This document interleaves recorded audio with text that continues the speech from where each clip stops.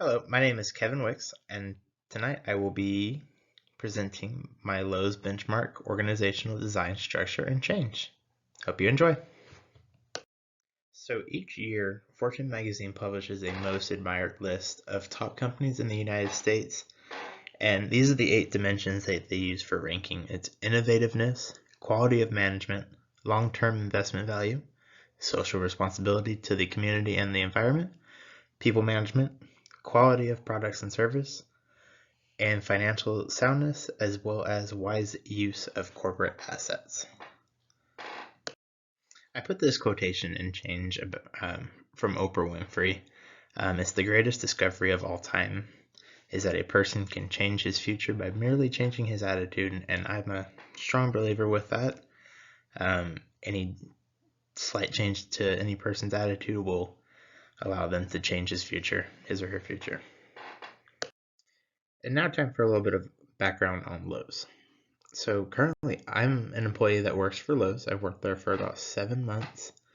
I'm currently the head cashier at the Lowe's in Oklahoma. Lowe's is a hardware retail chain that was started in 1921 by L.S. Lowe's. Fortune magazine ranked Lowe's in 1984 as a top 100 best companies to work for in America. Lowe's runs and operates more than 2,200 stores in the U.S. and Canada. And then here are some of the major issues. COVID-19 was a big social issue that affected companies all across the board in terms of stocking issues and employment issues and just various other factors that have just worked themselves out as time went on. Employment is another major issue, finding people to work and finding people that have the motivation and productivity skills to keep going on a daily basis. Technology is a big one. Everyone's going through changes in technology, whether it's upgrading or just switching softwares to something that's a little bit better. Stocking shortages play a big role around the world. It's hard to get some things just because there's a lack of the product, but hopefully that ends soon. And that's probably one of the major issues, or probably one of the major 4 issues. Looking at the organizational structure and design of culture, so at Lowe's, at least at the current one that I work at, it seems to be a decentralized organization. Not just the store and assistant store managers are making decisions. Supervisors, head cashiers, and associates are making decisions as well.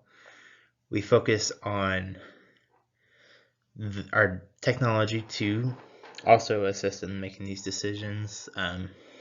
We've got pieces that lock us out of certain things and pieces that allow us to do certain things. And decentralized organization is kind of a form of innovation that corporate is structured around, enabling new venture ideas becoming established and incorporated into business entities.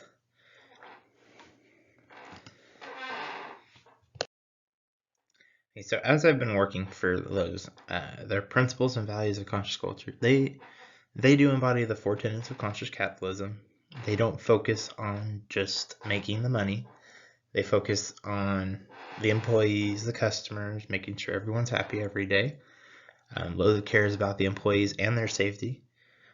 They take the time to make sure that everyone's working that day, making sure that they're happy what they're doing. If there's any possibility that they want to move up in the scale, that Lowe's gives them the opportunity to do so. Lowe's caring for our associates. Lowe's would not be what it is today without our team of more than 300,000 associates and their families. Learn how we are building a culture where our associates feel safe, valued, and equipped with the knowledge, skills, and tools they need to grow and serve our customers.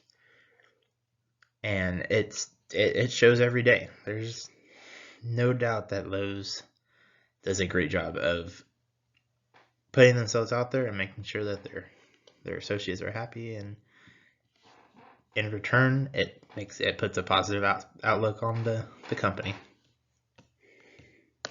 Let's see, conscious capitalism. Conscious capitalism is a philosophy of doing business that incorporates the principles of higher purpose, which would be beyond profit maximization, stakeholder interdependence rather than shareholder centricity, conscious leadership instead of command and control or carrots and sticks, and conscious culture in place of bottom line obsession. This is more like Lowe's. They allow people to be who they want to be and be what they want to be, and allow them to do so within the means of the company. And everyone management wise goes beyond their expected place. That goes beyond profit maximization to make sure that the employee and customer are doing well on a daily basis. And you look at the Kotter's 8-step change model. Being able to train a manager with a sense of urgency, making sure that they know what they're doing, and make sure that they do it right, make sure they're in their position quickly. Form a coalition to guide the way to change. Communicate a vision that you created. Take your vision and have people work on it. Develop short-term wins to put your vision in motion.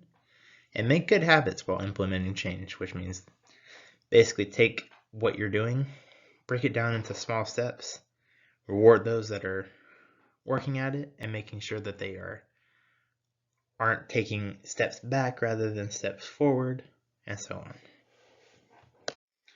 Now, some of the challenges fall under like keeping track of successful changes in progress, having a sense of organization and communication while being motivated.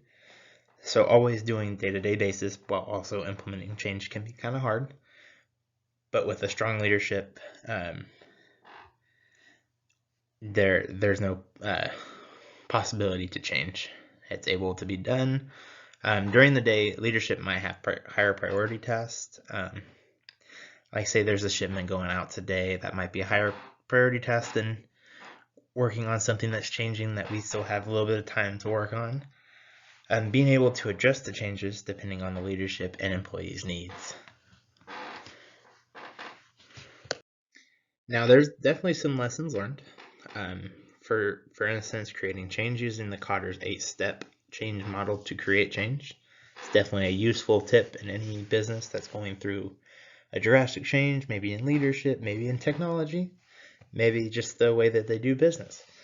Influencing the use of conscious leadership throughout the organization, making sure that everyone's in their place, making sure everyone's doing what they're supposed to do, and also making it a safe and friendly environment as well. And creating a learning environment for associates, that way they can focus on continuously learning and maybe move up within the organization and also gain confidence in the tasks that are being performed. And I want to thank you for listening to my presentation on Lowe's. This is just a slide of all the sources I used. I want to thank you. Have a good night.